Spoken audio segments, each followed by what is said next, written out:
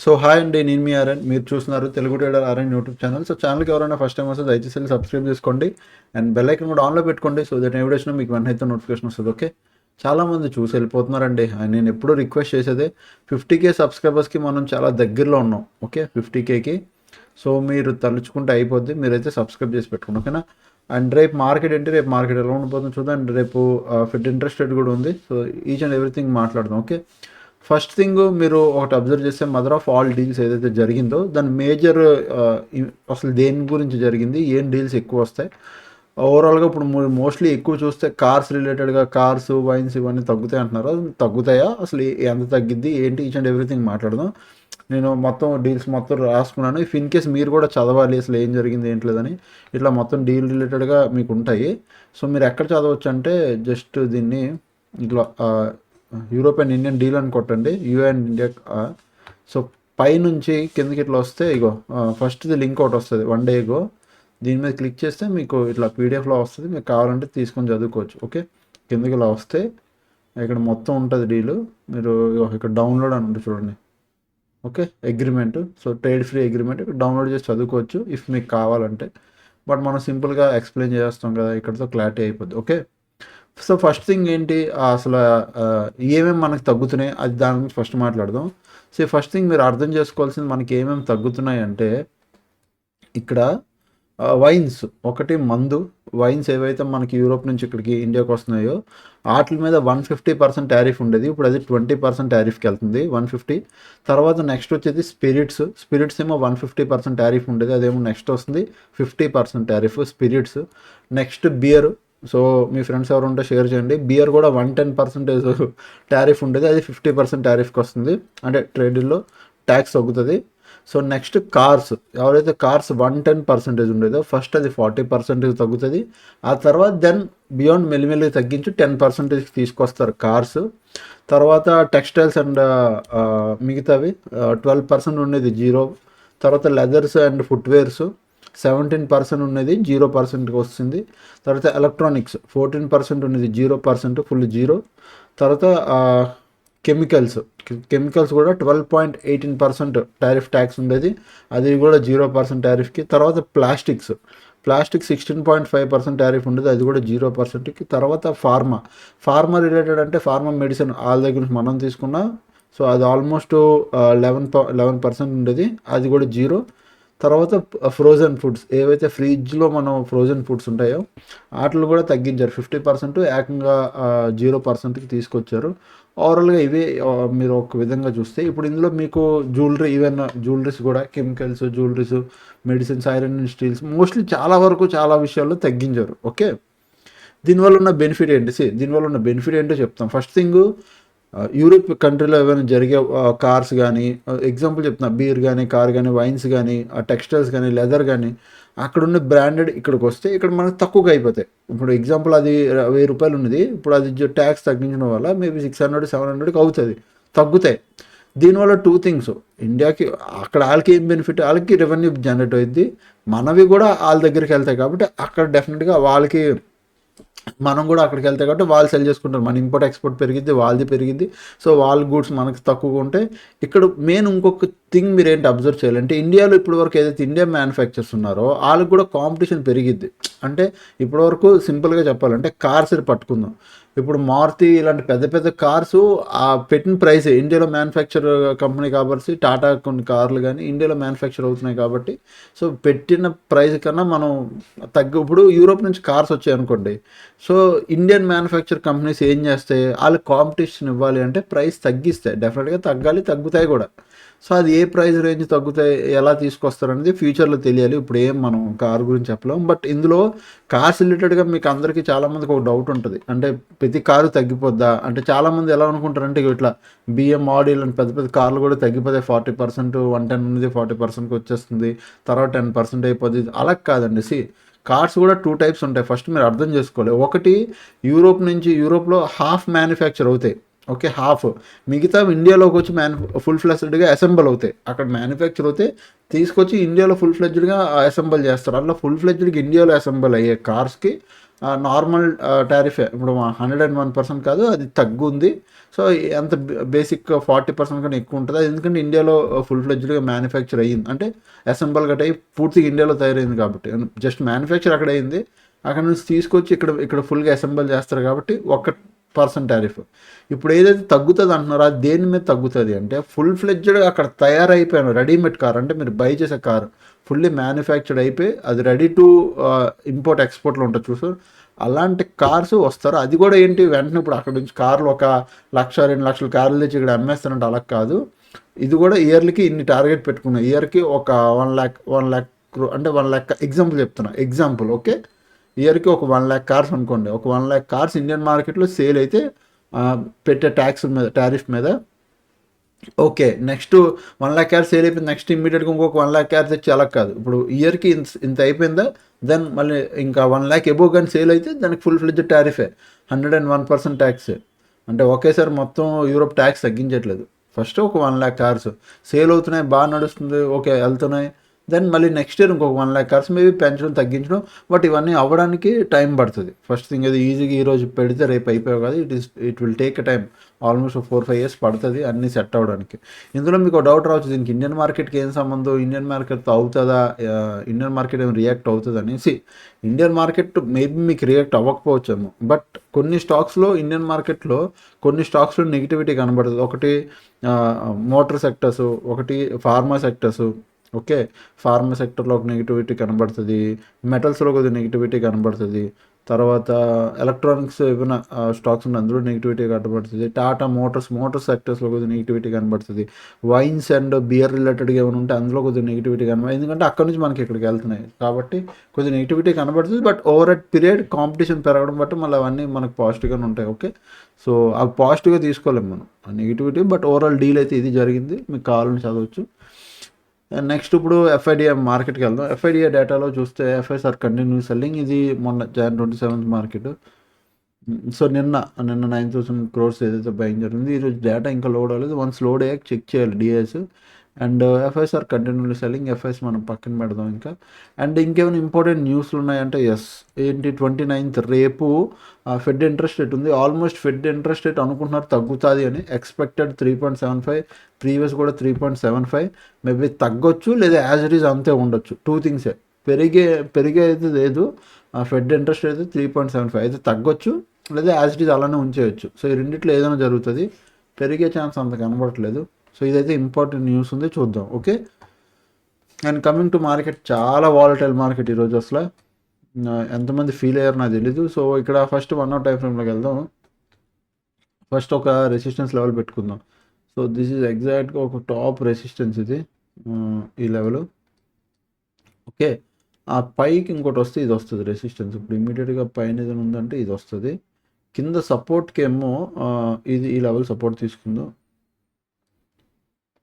Okay, ఈ level ఏమో support అయ్యిద్ది, అండ్ ఆ కిందకు వస్తే this is the another support. Okay, this is another support. ఇవి సపోర్ట్లో 15 minutes టైం ఫ్రేమ్ దగ్గర మీకు క్లారిటీ కనబడుతుంది. సి పాయింట్ ఏమైపోయింది, మార్కెట్ ఎందుకు వాలటైల్ అంటున్నానంటే, సి మార్నింగ్ యాక్చువల్గా మార్కెట్ ఎంతలా బిహేవ్ చేసిందంటే, సి ఇక్కడ మీకు మార్నింగ్ ఫస్ట్ ఓపెన్ అవడం మంచి గ్రీన్ కలర్ క్యాండిల్లో మార్కెట్ ఏమైంది, ఒక స్ట్రెంత్ క్యాండిల్ కనబడింది, గ్రీన్ బయర్స్. ఓకే, అది కంటిన్యూ అయ్యి ఉంటే బాగుండు, పోనీ ఒక పుల్ బ్యాక్ క్యాండిల్ వచ్చింది, నెక్స్ట్ క్యాండిల్లోనే కంటిన్యూ అయ్యి ఉంటే బాగుండు, సరే అవ్వలేదు.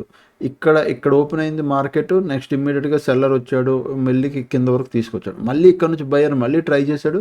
ఈ నెక్స్ట్ టైం కూడా కొద్ది పుల్ బ్యాక్ తీసుకొని కంటిన్యూ అయిపోయి ఉంటే బాగుండు, it is a good rally అయ్యేది. బట్ అలా కాదు, తీసుకోలే. మళ్ళీ ఇక్కడ మార్కెట్ మార్నింగ్ వచ్చింది, ఇక్కడ వాలటైల్ అయింది, మళ్ళీ పైకి వెళ్ళిందా, మళ్ళీ ఇక్కడ పడింది, మళ్ళీ ఇక్కడ కొద్ది పైకి వెళ్ళింది, మళ్ళీ షార్ప్గా పడింది, ఇక్కడ టైం పాస్ చేసింది, మళ్ళీ పడింది, మళ్ళీ ఇక్కడ టైం పాస్ చేసి మళ్ళీ పైకి వచ్చింది. సో ఇది ఓవరాల్గా ఒక వాలటిలిటీ మార్కెట్. ఓకే, మీరు బట్ ఈరోజు కూడా మాకు సేమ్, నిన్నైతే సేమ్ వాలటిలిటీ మార్కెట్. నిన్న కూడా మీరు చూస్తే ఇగో మార్కెట్ షార్ప్ అప్పు డౌన్, అప్పు సేమ్ డౌన్, మళ్ళీ క్లోజింగ్ టైంలో ఫుల్ అప్పు. సో నిన్న మీ ఓవరాల్గా ఒక 900 to 900 rupees అట్లా లాస్ తీసుకున్నాం. ఈరోజు కూడా అంతే, 900 rupees లాస్ ఉంటే ఆ లాస్ మొత్తం సెకండ్ ట్రేడ్ కవర్ అయిపోయి, థర్డ్ ట్రేడ్లో కవర్ అయిపోయి ఇంకా 130 రూపీస్ ప్రాఫిట్లో క్లోజ్ అయింది. సో ఈ today no trade no profit no loss అనమాట. టుడే నిన్న లాసు, ఈరోజు no profit no loss, just brokerage పోయిందంతే. సో ఈరోజు పెద్ద ట్రేడ్ అవ్వాలంటే which is very good. Market ఇంత వాలటైల్ ఉన్న హెడ్జింగ్లో అసలు జీరో లాస్ అవ్వలేదు ఈరోజు.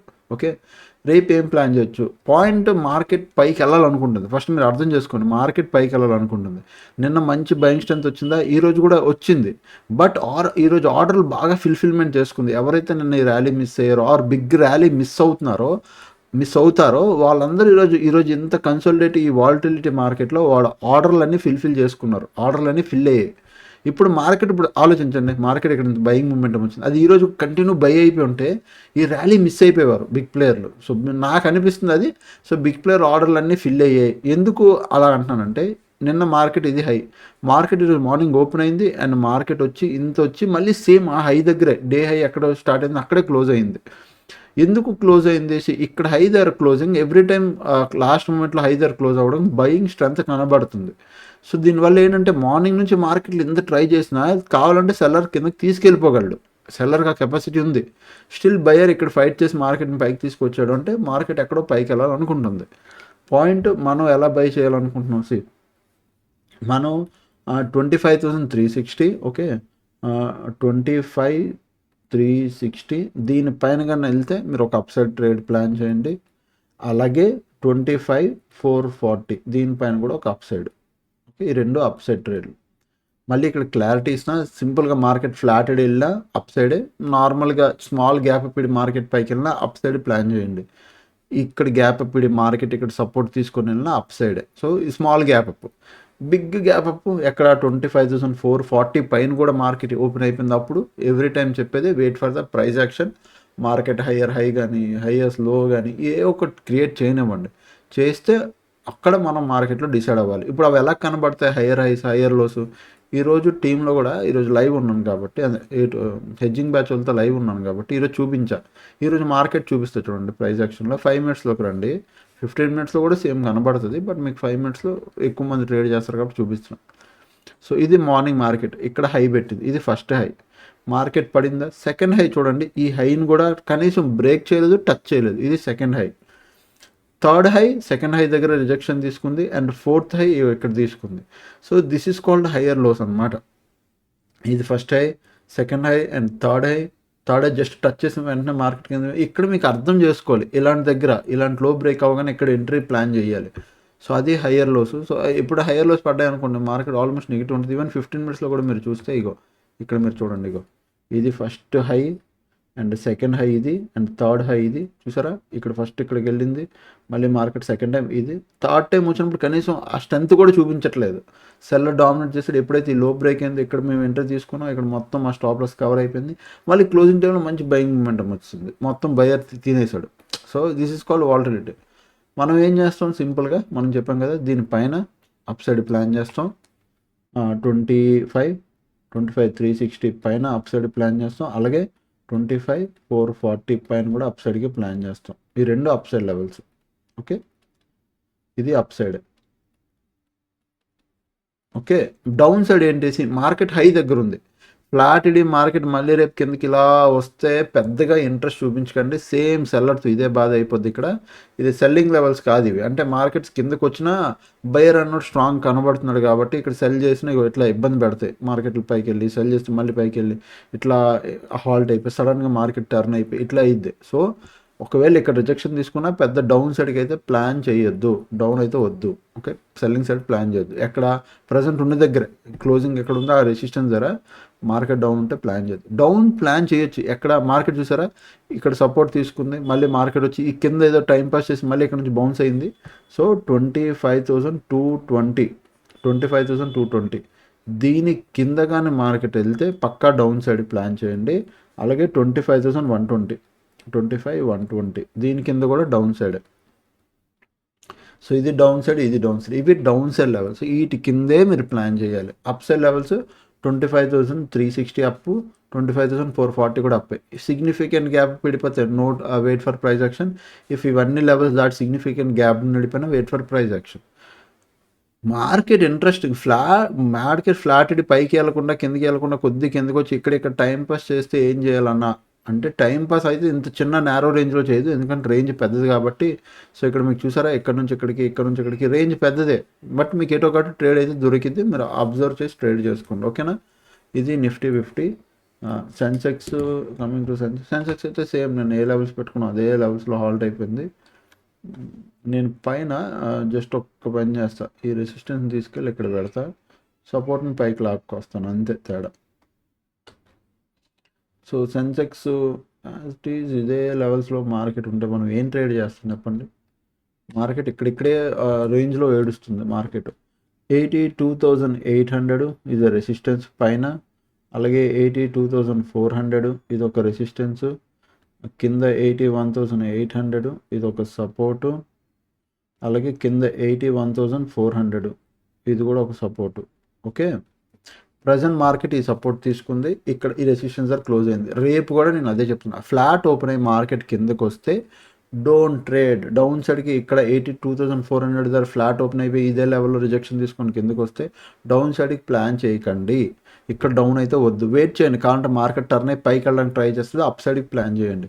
మనం 82,400 పైన అప్ సైడ్కి ప్లాన్ చేస్తాం, ఓకే. అలాగే 82,800 పైన కూడా ఇక్కడ కూడా అప్ సైడ్కే ప్లాన్ చేస్తాం, దీనిపైన కూడా అప్ సైడ్. ఈ రెండు upside levels. Flat open అయి పైకి వెళ్ళినా ఓకే, కానీ ఫ్లాట్ ఓపెన్ అయి కిందకు వస్తే మాత్రం wait for the upside momentum. నిజంగా మార్కెట్ పడాలి అంటే 81,800 కింద మార్కెట్ వస్తేనే, దీని కింద 30 మినిట్స్ క్యాండిల్ క్లోజ్ వచ్చినా ఓకే, లేదా దాని కిందకు వచ్చినా, ఎందుకంటే ర్యాలీ ఇంత పెద్ద ర్యాలీ ఇచ్చి దీని కిందకు వచ్చినా we can plan down side. దీని కింద క్లోజింగ్ రావాలి 81,800 కింద ప్రాపర్ క్యాండిల్ క్లోజింగ్ వస్తే, అది 30 మినిట్స్ క్యాండిల్ క్లోజింగ్ వస్తే మరీ మంచిది. నెక్స్ట్ 81,400 కింద కూడా డౌన్ సైడ్, ఈ సపోర్ట్ లెవెల్స్, బట్ ఈ బ్రేక్ అయితే దీని కింద డౌన్ సైడే, బట్ 81,400 కింద ట్రాప్ ఏరియా చాలా ఎక్కువ ఉంది, జాగ్రత్తగా ట్రేడ్ చేయాలి, ఓకే. సో ఈ ట్రాప్ ఏరియా చాలా ఎక్కువ ఉంది కాబట్టి మనం ఇక్కడ జాగ్రత్తగా ట్రేడ్ చేసుకోవాలి 81,400 దగ్గర, ఓకేనా. సో మిగతా లెవెల్స్ యాస్టేజ్ ఇంతే, మిగతా ఇంకేం చేంజెస్ లేవు. ఫ్లాట్ ఇడీ మార్కెట్ పైకి వెళ్ళకుండా కిందకి వెళ్ళకుండా టైం పాస్ చేస్తే వెయిట్ చేయండి, ఎటో ఒకటి బ్రేక్అవుట్ కోసం వెయిట్ చేయండి, మీకు మార్కెట్ కనబడుతుంది. And next bank Nifty. So bank Nifty ఈరోజు చూస్తే సేమ్ రెసిస్టెన్స్లో నిన్న పెట్టుకున్న రెసిస్టెన్స్ ఈరోజు సపోర్ట్ తీసుకుంది. ఏంటి పరిస్థితి, ఇప్పుడు ఇక్కడ నుంచి ఇది రెసిస్టెన్స్ అయిపోయింది, ఆ నెక్స్ట్ పైన ఇంకొక రెసిస్టెన్స్ ఏమో ఇది అయిపోయింది, ఓకే. ఆ పైన సపోర్ట్ ఇది అవుద్ది, ఆ కింద సపోర్ట్కి వచ్చేసరికి this is the another support, ఇది ఇంకొక సపోర్ట్, ఇది ఓకే. ఇది ఇది ఒక రెసిస్టెన్స్, ఇది ఒక రెసిస్టెన్స్, ఓకే. సో మనం ఎలా ట్రేడ్ చేస్తాం బ్యాంక్ నిఫ్టీ అంటే ఇది బ్యాంక్ నిఫ్టీ లెవెల్స్. సింపుల్గా బ్యాంక్ నిఫ్టీ మీరు ట్రేడ్ చేయాలంటే 58,950 ఇది ఒక సపోర్టు, 59,300 ఇది ఒక సపోర్టు, అండ్ 59,650 ఇది ఒక రెసిస్టెన్సు, అండ్ 59,900 ఇది ఒక రెసిస్టెన్స్, ఓకే. ఇవి రెసిస్టెన్స్లో. ప్రజెంట్ మార్కెట్ ఇక్కడ క్లోజ్ అయింది, దీని పైకి వెళ్తే అప్ సైడ్, ఓకే. ఏది 59,650 పైన అప్ సైడ్, 59,900 పైన కూడా అప్ సైడ్. డౌన్ సైడ్కి మాత్రం 59,300 కింద మాత్రమే డౌన్ సైడ్, అలాగే 58,950 కింద కూడా డౌన్ సైడే. బట్ ఫస్ట్ డౌన్ సైడ్ 59,300 కింద కానీ మీకు ఒక 30 మినిట్స్ క్యాండిల్ క్లోజ్ వస్తే మీరు డౌన్ సైడ్ ప్లాన్ చేయండి, డన్, అంతే బ్యాంక్ నిఫ్టీ, ఓకే. సింపుల్, దానికన్నా మోర్ కాంప్లికేషన్ థింగ్స్ లేవు. అండ్ ఇది ఓవరాల్గా మార్కెట్ చూస్తే ఫిన్ నిఫ్టీ మంచి ట్రేడ్ అయ్యింది, ఓకే. తర్వాత చూడండి, morning mid cap first 15 minutes candle రేంజ్లోనే మార్కెట్ ఉండింది, తర్వాత Fin Nifty 15 minutes candle range breakout ఇచ్చింది, మార్కెట్ రోజంతా రేంజ్లో తర్వాత బ్రేక్అవుట్ ఇచ్చింది. ఈవెన్ బ్యాంక్ నిఫ్టీ కూడా ఫస్ట్ 15 మినిట్స్ క్యాండిల్ రేంజ్లోనే ఉండాలి, తర్వాత సెకండ్ హాఫ్ బ్రేక్అవుట్ ఇచ్చి మళ్ళీ లోపల రేంజ్లోకి వెళ్ళిపోయి. నిఫ్టీ 50 కూడా అంతే, ఇక ఫస్ట్ 15 మినిట్స్ క్యాండిల్ రేంజ్లోనే ఉండిపోయింది. ఈవెన్ సెన్సెక్స్ కూడా అంతే, సెన్సెక్స్ అయితే ఇంకొక పెద్ద రేంజ్ పెట్టుకుంది, క్యాండిల్ది ఇది హై ఇది లో అదే రేంజ్లో ఉండిపోయింది మార్కెట్. ఓవరాల్గా మార్కెట్ ఈరోజు ఫస్ట్ క్యాండిల్ రేంజ్లోనే ఉండిపోయి, అది మీరు అబ్జర్వ్ చేస్తుంటే విచ్ ఇస్ వెరీ గుడ్, లేదంటే అసలు అబ్జర్వ్ చేయండి మార్కెట్లో, అలాంటివి చాలా important things, okay. And next టెలిగ్రామ్లో చెప్పిందే కదా సేమ్ యాజ్ టీజ్, ఇక్కడ మీద పెద్దగా ఏం లేవు. ఎవరైనా టెలిగ్రామ్ గ్రూప్ జాయిన్ అవ్వాలంటే copy my trade group, video కింద డిస్క్రిప్షన్లో లింక్ ఉంటుంది, మీరు వెళ్ళి జాయిన్ అవ్వచ్చు. కాపీ మై ట్రేడ్ ఓకే, ఇది నా CMT group, copy my trade కానీ లేకపోతే మై ట్రేడ్ కానీ రెండిట్లో ఒకటే. ఈ గ్రూప్ జాయిన్ అవ్వాలంటే వీడియో కింద డిస్క్రిప్షన్లో లింక్ ఉంటుంది, మీరు వెళ్ళి జాయిన్ అవ్వచ్చు. ఇది వీడియో కదా, ఇదే వీడియో కింద డిస్క్రిప్షన్లో లింక్ ఉంటుంది. చాలామంది ఇక్కడ జాయిన్ బటన్లో జాయిన్ అయిపోతున్నారండి. ఈ జాయిన్ కాదు, మీ మొబైల్లో ఇక్కడ జాయిన్ అని కనబడుతుంది, అది కాదు. మళ్ళీ నేను చెప్తున్నా, క్లారిటీ ఇస్తున్నా చూడండి. ఇక్కడ జాయిన్ బటన్ మీద క్లిక్ చేస్తే మీకు 199 పే చేయమంటుంది, ఇది కాదు. దయచేసి దీనికి పే చేయకండి. ఓకే, అది నేను క్లారిటీ ఇస్తున్నాను. అగైన్ మీరు డిస్క్రిప్షన్లో లింక్ ఉంటుంది ఇక్కడ, ఇది సో ఇది లింక్, ఇక్కడ వెళ్ళి మీరు జాయిన్ అవ్వండి. ఓకేనా, ఈ వీడియో కింద కూడా ఉంటుంది. అండ్ నెక్స్ట్ చెప్పాను కదా, ఫెబ్ 2 నుంచి హెడ్జింగ్ బ్యాచ్ మొదలవుతుందని చాలామంది అడుగుతున్నారు. సో ఫెబ్ 2 నుంచి బ్యాచ్ మొదలవుతుంది. మీరు ఇఫ్ యూఆర్ ఇంట్రెస్టెడ్, మీరు నిజంగా జాయిన్ అవ్వాలి అనుకుంటే ఫెబ్ 2లో మీరు జాయిన్ అవ్వచ్చు. 7001456759 ఇది నా వాట్సాప్ నెంబర్. ఓకే, 7001456759. నేను చాలాసార్లు ఎవ్రీ వీడియోలో నా వాట్సాప్ నెంబర్ పెడుతున్నానండి, ప్రతి వీడియోలోని. ఇది నా వాట్సాప్ నెంబరు. ఇది కాకుండా, ఈ నెంబర్లు కాకుండా మీకు ఎవరైనా తెలుగు ట్రేడర్ ఆర్ఎన్ అని చెప్పి కానీ టెలిగ్రామ్స్లో కానీ ఎక్కడైనా డబ్బులు అడిగితే మాత్రం 1 రూపీ కూడా పే చేయొద్దు. డైరెక్ట్ ఈ నెంబర్కి మెసేజ్ చేయండి, సార్ తెలుగు ట్రేడర్ ఆర్ఎన్ మీరేనా అని మెసేజ్ చేయండి, నేను రిప్లై ఇస్తా. నాతోనే మాట్లాడండి, క్లారిటీ తెచ్చుకోండి. ఫేక్ టెలిగ్రామ్ ఛానల్స్ కొన్ని వందలు ఉన్నాయి. ఓకే, సో ఎవరికి పడితే వాళ్ళకైతే పే చేయొద్దు. ఓకేనా, అదనమాట. ఇంకా ఛానల్కి ఎవరైనా ఫస్ట్ టైం వస్తే దయచేసి సబ్స్క్రైబ్ చేసుకోండి. అప్పుడు వీడియోస్ చూస్తాను, ఎంజాయ్ చేస్తుండే. Thanks for watching, love you all, bye bye, take care.